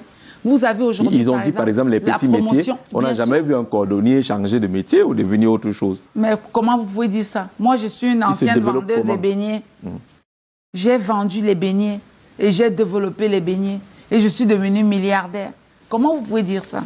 Alors, vous ne pouvez pas dire ça quand je suis sur votre plateau. Le jeune, lui, regarde, par exemple, les outils déployés par l'État, le Fonds national de l'emploi, le PIACI, le PAGER-U et beaucoup d'autres projets de cette nature qui semblent ne pas porter des fruits. Ça n'a pas porté depuis quelques années. Moi, mon portrait a été fait à moitié. Moi, je suis l'ambassadrice de l'initiative Youth Connect au Cameroun. Oui. Youth Connect, c'est un projet gouvernemental parce que le chef de l'État est à la recherche des solutions pour les jeunes. Il a importé ce projet du Rwanda. Parce que quand le Rwanda sort du génocide en 2012, le président Paul Kagame crée donc le Youth Connect pour créer des jeunes à différentes opportunités, interconnecter les jeunes et créer des jeunes leaders au Rwanda. Et c'est ça qui a changé le Rwanda aujourd'hui. Et ça a tellement impressionné le chef de l'État, il a donc importé ce projet du Rwanda depuis 2020 pour interconnecter les jeunes. Et avant ça, il y a eu différents programmes que le chef de l'État a mis sur pied pour encourager l'entrepreneuriat. Mais qu'est-ce que les Camerounais ont fait? Qu'est-ce qu'ils en ont fait? Puisqu'on sait même qu'il y a même des coordinateurs qui sont en prison. J'arrive. Oui. Je vais vous dire que les jeunes eux-mêmes, il y a des jeunes qui ont pris l'argent, ils ont tout fait sauf ce qu'il fallait faire. Il y a des jeunes qui ont pris l'argent, ils sont allés aménager, avoir leur studio. Il y a des jeunes qui ont pris l'argent, aller doter leurs femmes pour que désormais on les respecte dans la belle famille. Il y a des jeunes qui ont pris cet argent, ils sont allés effectivement au Canada ou en France. Il y a des jeunes qui ont pris cet argent, ils ont acheté des taxis motos. Et c'est pour cela donc que maintenant, ce qu'il faut faire, c'est de travailler le mindset, le réarmement moral. Et c'est ce qu'on fait systématiquement aujourd'hui avec le ministère de la Jeunesse et de l'Éducation civique pour refaire dans le mindset des jeunes, reconstruire dans cette capacité entrepreneuriale en eux. C'est ce qu'on est en train de faire en ce moment depuis bientôt. Ça veut dire qu'on avait d'abord mis la charrue avant les bœufs. On a commencé par donner l'argent. On a donné l'argent et cet argent n'a rien produit. Et il y a même des gens qui ont fait des actes de décès alors qu'ils sont vivants. On n'a pas suivi. Mais oui, c'est ce qui s'est passé. Puisque je suis au centre. Et c'est pour ça qu'aujourd'hui, plus que jamais, quand je vous ai dit tout à l'heure, quand je reste, je vois des gens, aujourd'hui on parle de l'entrepreneuriat partout. On ne sait même plus qui fait l'entrepreneuriat.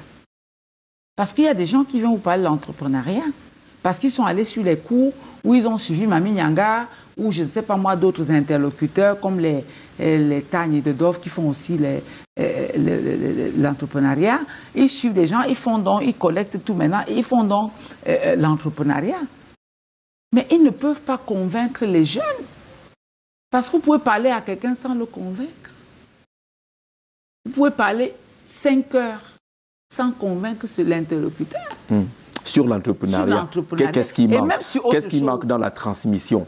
Parce qu'il y a des séminaires, mais l'appropriation semble manquer. Ce qui manque sur l'entrepreneuriat, c'est des personnes, des modèles qu'on doit davantage mettre en avant pour amener les autres à croire que c'est possible.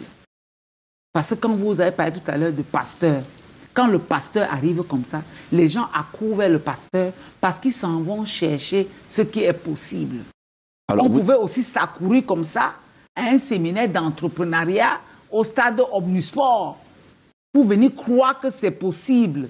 Donc tout ça, c'est le mensens. C'est le réarmement moral. Il faut retravailler le mensens. C'est ce qu'il faut faire. Et c'est ce que nous sommes en train de faire. Vous avez parlé tout à l'heure des modèles. Ceux qu'on présente ne sont pas toujours des modèles. Vous avez, même au niveau étatique, lorsqu'on présente des jeunes, on associe par exemple à des grandes activités sportives. On ne voit pas les jeunes qui ont fondamentalement réussi dans l'entrepreneuriat. On voit ceux qui sont passés par pas des raccourcis par là où pas tout ce qu'on connaît. Oui. Et c'est ça qui fragilise donc les jeunes. Et c'est pour ça que j'ai dit, on ne va pas revenir 1000 fois là-dessus. Je dis que la société va se construire solidement par la valorisation, par la mise en valeur des vrais modèles, des personnes qui peuvent impacter les autres. Pas négativement, parce que vous avez des gens qui peuvent aussi vous impacter négativement. Parce il y a des influenceuses positives et négatives. Bien sûr. Mais on voit plus les négatifs. C'est le négatif qui passe. Pourquoi le négatif est mis en avant? Parce que c'est ceux-là qui devraient valoriser les autres, qui mettent donc ceux-là en avant.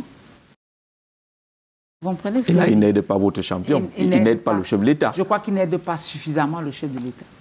Il aide, mais peut-être pas suffisamment. Et maladroitement.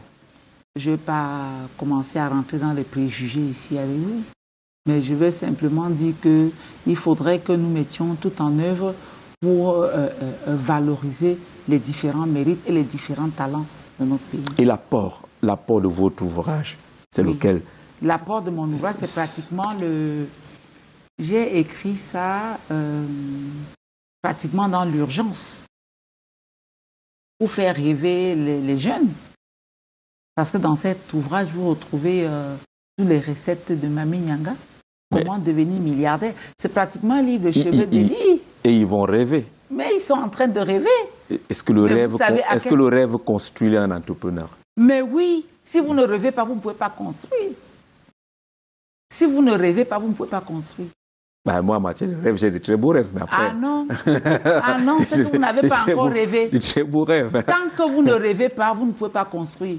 Parce que même votre carrière de journaliste, si vous ne rêvez pas, vous ne pouvez pas construire solidement votre carrière de journaliste. Il faut rêver, il faut voir grand.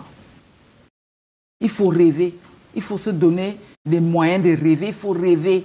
Il faut chaque matin se lever. Moi, je vais être comme cette dame. Rien ne va m'empêcher d'être comme cette dame. Et vous allez y arriver, tout simplement. Tout simplement. C'est même par cette détermination que je suis devenu sénateur. Vous avez rêvé. J'ai rêvé. Vous ne vous êtes pas découragé en 2018, par exemple? Je ne me suis pas découragé en 2018. Lorsqu'on ne vous a pas investi? Et je ne me suis même pas découragé en 2023. Parce que quand j'arrive à Bafoussam pour devenir sénateur, mais on me dit qu'on ne me prend pas dans la liste, une liste disant la liste officielle. Je ne me suis pas découragé, je n'ai pas baissé les bras. Je dis, je vais faire ma liste. Et j'ai réussi en moins de 72 heures à faire une liste complète. J'ai réussi à fédérer. Parce que pour être tête de liste aux élections sénatoriales au Cameroun, il faut aller fédérer les gens, recruter dans chaque département un candidat titulaire et un candidat suppléant. J'ai réussi ce pari-là. De dimanche à lundi, 14h. J'aurais dû aller m'enfermer, dire que c'est fini pour moi. Je ne serais pas devenu sénateur. Vous êtes écarté en 2018, vous revenez en 2023, malgré la difficulté, vous réussissez quand même je reste loyal aux idéaux du renouveau et je reste déterminé et engagé. Je dis, il n'y a rien qui va m'arrêter. Je vais finir par devenir sénateur et je le suis devenu. Alors, lorsqu'on parcourt le livre, on a envie de dire la belle histoire. Est-ce que ce n'est pas seulement ça qui va rester, la belle histoire de Françoise Pouéné? Mais c'est tout ce que je vais laisser à la... Vous savez, Monsieur Jean-Jacques, je fais tout cela parce que je vais laisser autre chose à la prospérité. Parce que si je pars de ce monde ce soir, je pourrais laisser les immeubles, les meubles, même un peu d'argent dans les banques. Mais ce n'est pas ce que je vais laisser à la prospérité. C'est ce partage que je fais au quotidien. Amener les uns et les autres à croire que c'est possible. À croire que personne ne peut aimer les Camerounais plus que les Camerounais.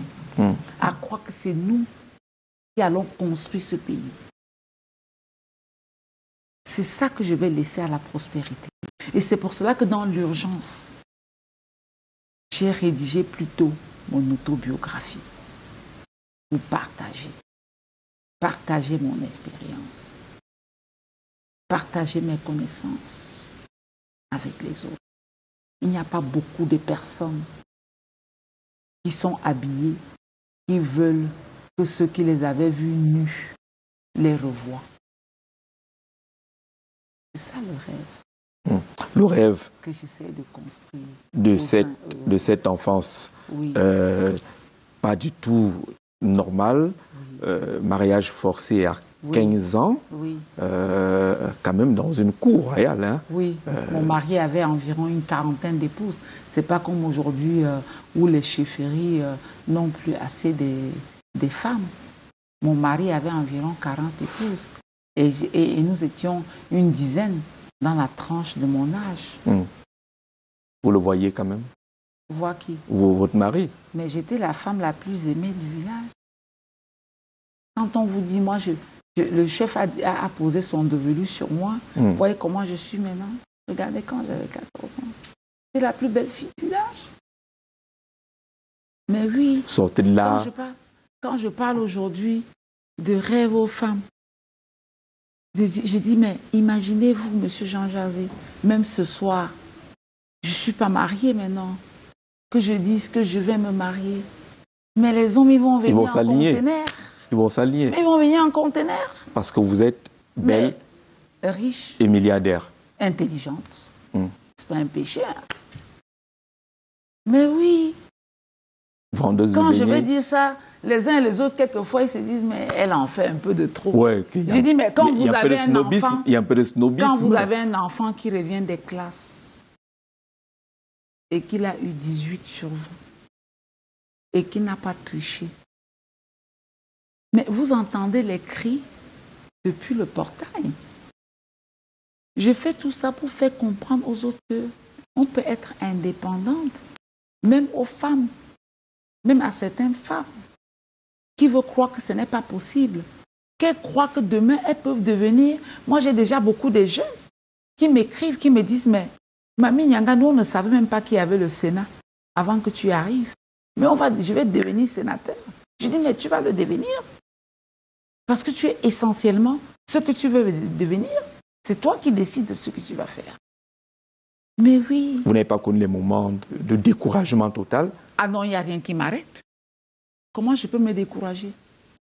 Vous prenez cette force où vous avez des épisodes assez incroyables dans votre vie, un peu de prison, oui. Mais vous en ressortez, on a l'impression que vous n'avez pas connu cette case-là. Mais vous savez, monsieur Jean Jazé, il y a des gens même qui disent, mais Mamie Nyanga est parmi ceux-là qui bénéficient du privilège du RDPC.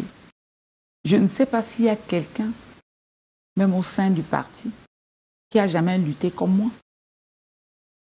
Parce que vous savez, quand le chef de l'État accède à la magistrature suprême, dans la première décennie, c'était de l'adhésion. La deuxième décennie, c'était le combat. Et nous avons On est dans les années 90, oui. Et nous avons 92. Et nous avons commencé ce combat avec le multipartisme. Les gens qui ont dit que Biya must go, nous avons dit que Biya must reste. Et on a travaillé. Dans la troisième décennie, stabilisation du pouvoir. Même ceux qui étaient partis sont revenus. Ils sont revenus pour certains, même vouloir même nous mettre à la porte avant de rester dedans. Quatrième décennie, récompense. Parce que si vous s'aimez, vous allez récompenser. Oui, monsieur. Nous avons vécu. Cinquième décennie, transmission.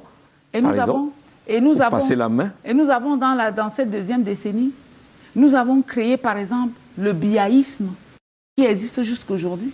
Parce que ceux qui avaient dit, bien sûr, ceux qui avaient dit Biya must go, nous avons dit Biya must reste. Et il est resté. Et il est resté. C'est vous qui avez gagné. On a maintenu le chef de l'État au pouvoir. 5e décennie. Et 5e décennie. Si on peut faire un peu de projection, vous passez la main. C'est l'ouverture, monsieur. Ah d'accord. C'est l'ouverture.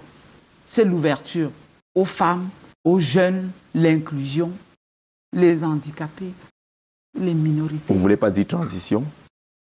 On n'est pas encore dans la transition. On est dans l'ouverture. D'accord. Je vous entends te parler de l'ouverture, monsieur. Je vous ai même dit qu'on a fait tout un séminaire pour parler de l'ouverture. Nous avons été formés. Parce que nous sommes les soldats du président de la République. Et vous demeurez ces soldats-là? Bien oui, on travaille pour ça. 2025? C'est dans quelques jours. On est déjà en campagne. On travaille. Pour soutenir votre candidat? Bien sûr. Bien sûr. Pour soutenir notre candidat.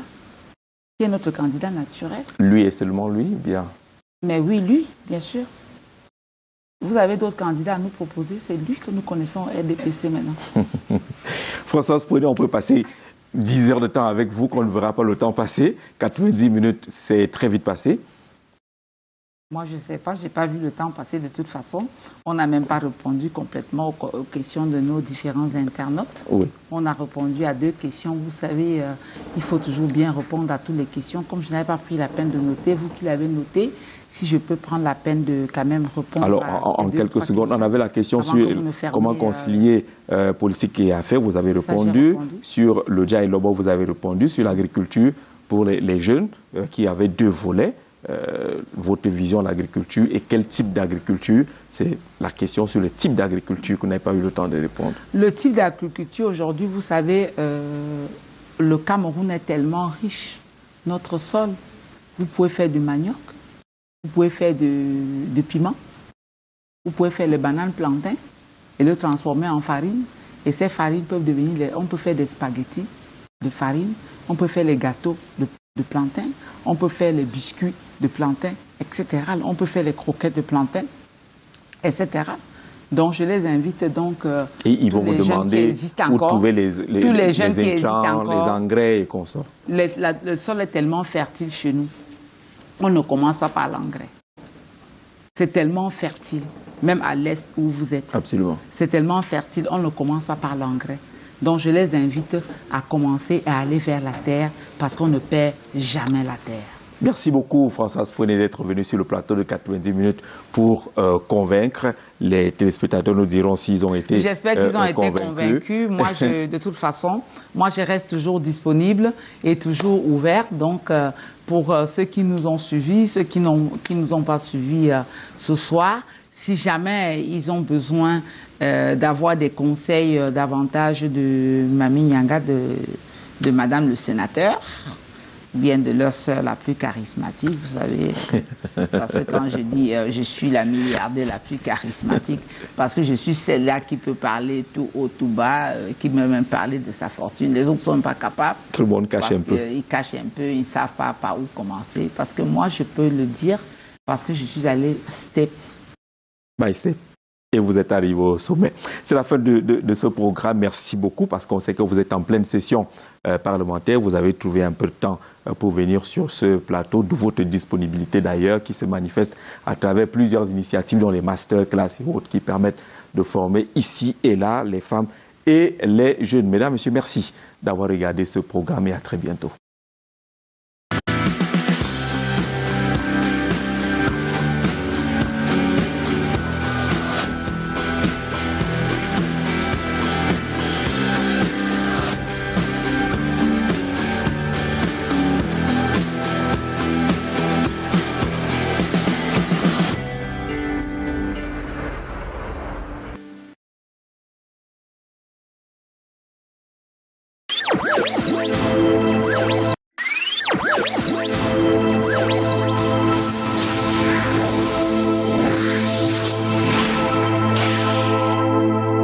Canal 2 International, votre télévision. Il Ils sont 6. Ils ont la rage de la victoire. Qui réussira à dompter l'incroyable jury de Music Star associé au Secret Jury qui pourra décrocher la Golden Bottle? Après un mois de compétition acharnée, il est temps. Il est l'heure de savoir qui de Tom, Mute 6, Paulin, Mute 8, Angelo, Mute 4, Cathy Picure, Mute 9, Merveille Bela, Mute 7, Manu Croche, Mute 14. Qui de votre candidat sera sacré vainqueur à la grande finale 2023? La réponse ce 1er décembre à partir de 21h, live et simultané sur toutes les plateformes de diffusion habituelles. Musique, n'arrêtez jamais. L'économie mondiale a un nouveau visage. Venez le découvrir au 9e Salon international de l'entreprise, de la PME et du partenariat de Yaoundé, Promote, du 17 au 25 février 2024 au Palais des Congrès de Yaoundé. 1200 entreprises et institutions des 5 continents exposent leurs nouveaux produits, services et solutions pour répondre aux défis de la croissance économique post-Covid et présentent les transformations structurelles des économies qui s'opèrent pour assurer les réussites et les progrès de demain. Vous souhaitez investir, entreprendre, créer de la valeur ajoutée, rencontrer de potentiels partenaires, relancer vos activités ou valoriser vos biens et services? Participez à Promote 2024, le plus grand rassemblement économique au cœur de l'Afrique. Placé sous le haut patronage du président de la République du Cameroun. Promote 2024, le visage de l'économie de demain.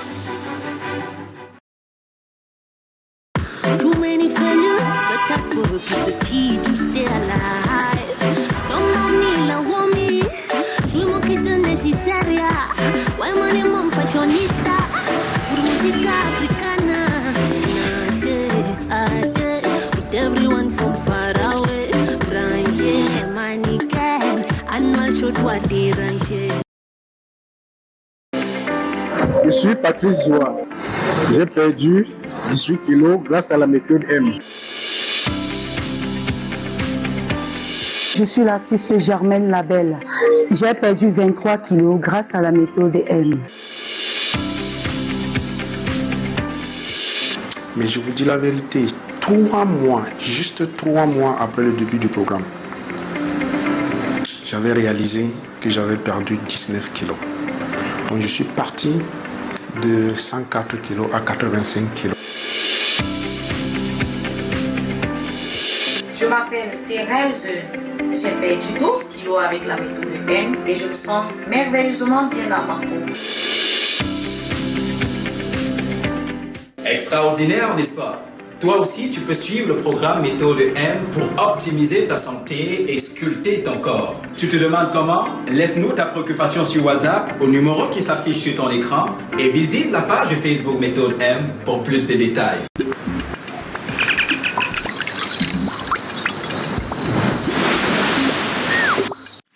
www.pmuc.cm, la plateforme de paris en ligne du PMUC. Pariez selon vos envies. Sport, loterie, casino, courses hippiques et bien d'autres. Profitez des meilleures promotions et des plus belles cotes en ligne. Vivez en direct les grands événements. Pariez comme vous aimez sur www.pmuc.cm. Disponible également sur application mobile.